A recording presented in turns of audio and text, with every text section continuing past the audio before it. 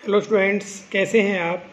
I hope आप अच्छे होंगे और अपनी पढ़ाई कर रहे होंगे स्टूडेंट्स। तो आज हम अपनी पोइम नंबर 3 पढ़ रहे हैं, keeping quiet.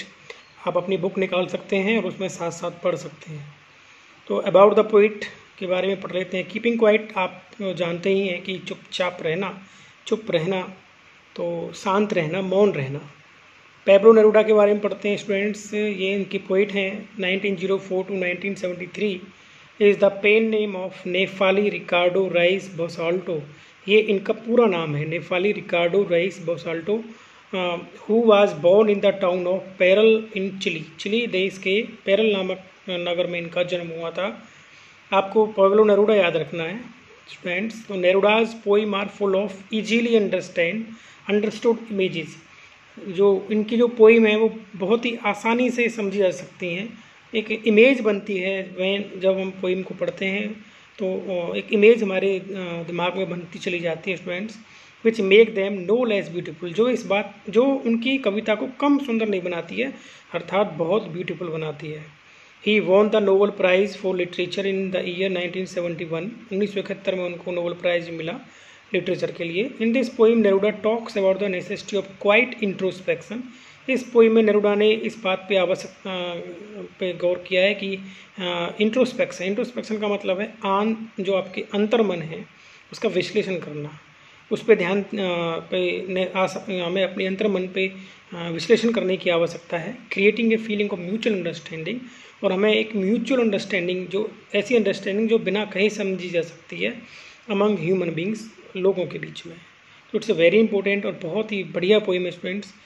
Before you read, what does the title of the poem suggest to you. जो ये टाइटल है कीपिंग क्वाइट, आप क्या सजेस्ट करता है। जाहिर सी बात है, कीपिंग क्वाइट, मौन रहो, शांत रहो। What do you think the poem is about, और आप क्या सोचते हो कि पोइम किसके बारे में होगी। चुप रहने के बारे में होगी, शांत रहने के बारे में होगी। लेकिन स्टूडेंट्स, ये शांत रहने के बारे में तो है, लेकिन किस तरह की शांति है। क्या हम बिल्कुल चुप बैठ जाएं, क्या हम मुंह से नहीं बोलने वाले, मुंह से जो आवाज़ करते हैं क्या ये उसको वो शांत रहने वाली शांति है ये। तो आगे देखते हैं क्या है students. Now we will count to 12। अब हम 12 तक गिनेंगे। And we will all keep still, और हम बिल्कुल चुप हो जाएंगे, शांति रखेंगे। स्टूडेंट्स, यहाँ पे now we will count to 12, अब हम 12 तक गिनेंगे। तो 12 तक ही क्यों गिनेंगे स्टूडेंट्स, आपके मन में ये क्वेश्चन राइज हो रहा होगा। तो 12 का मतलब ये है कि जैसे जिस तरह से 12 महीने होते हैं, घड़ी में 12 बजे तक के साइन होते हैं, तो इस तरह से वो 12 तक ही काउंट कर रहे हैं। तो यहाँ पे आप इस बात को समझ सकते हैं। 4 वंस का पहला स्टेंजा देख लेते हैं students. 4 once on the face of earth, एक बार आइए इस धरती पर, इस धरती के चेहरे पर, मतलब इस धरती पर।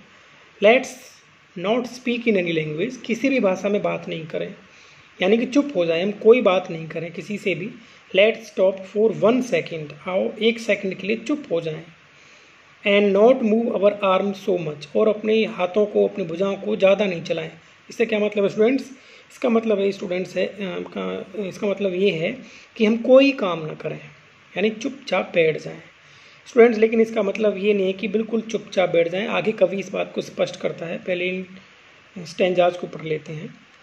सेकंड स्टेंजा पे आते हैं स्टूडेंट्स, देखिए जरा। It would be an exotic movement, और देखो ये मूवमेंट अवर्णनीय होगा। एक्सोटिक मतलब असाधारण, विचित्र।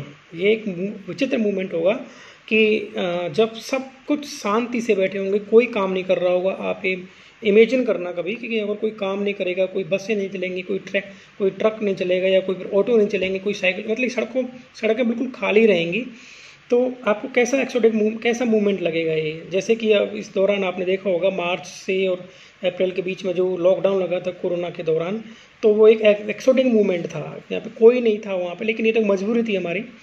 तो स्टूडेंट्स आगे देखो, we would all be together, इससे एक ऊपर वाली लाइन देखो। विदाउट रश, जहाँ कोई भीड़ नहीं होगी। विदाउट इंजन्स, जहाँ कोई इंजन काम नहीं कर रहे होंगे, यानी कोई फैक्ट्री में कोई मजदूर जब पहुँचेंगे नहीं तो वो चलेगी नहीं।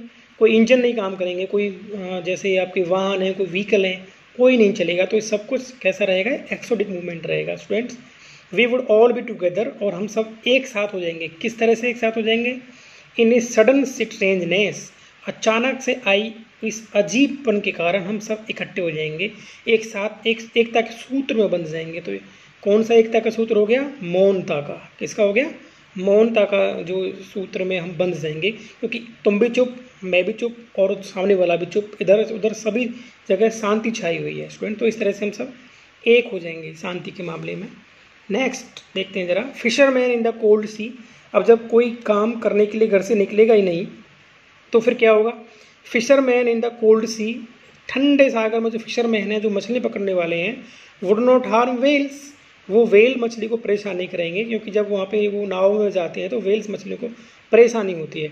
तो जब वो नहीं जाएंगे तो वो आसानी से अपनी खेलेंगे, इधर उधर जाएंगी वेल मछलियाँ, इसका एंजॉय करेंगी। And the man gathering salt, और जो लोग वहाँ पे साल्ट बनाते हैं, आप जानते हैं स्टूडेंट्स कि समुद्र से ही साल्ट बनता है, क्योंकि उसका पानी साल्टी है।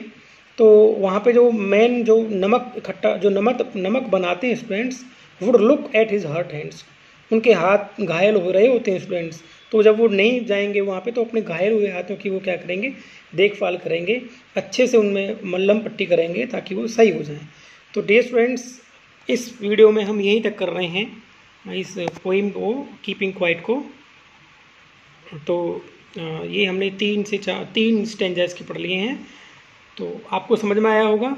अगर नहीं समझ में आया है तो कमेंट्स लिखें, समझ में आया तो भी कमेंट्स लिखें। आप ये अपनी बुक्स में से देख करके पढ़ सकते हैं स्टूडेंट्स। तो इस तरह से थैंक यू।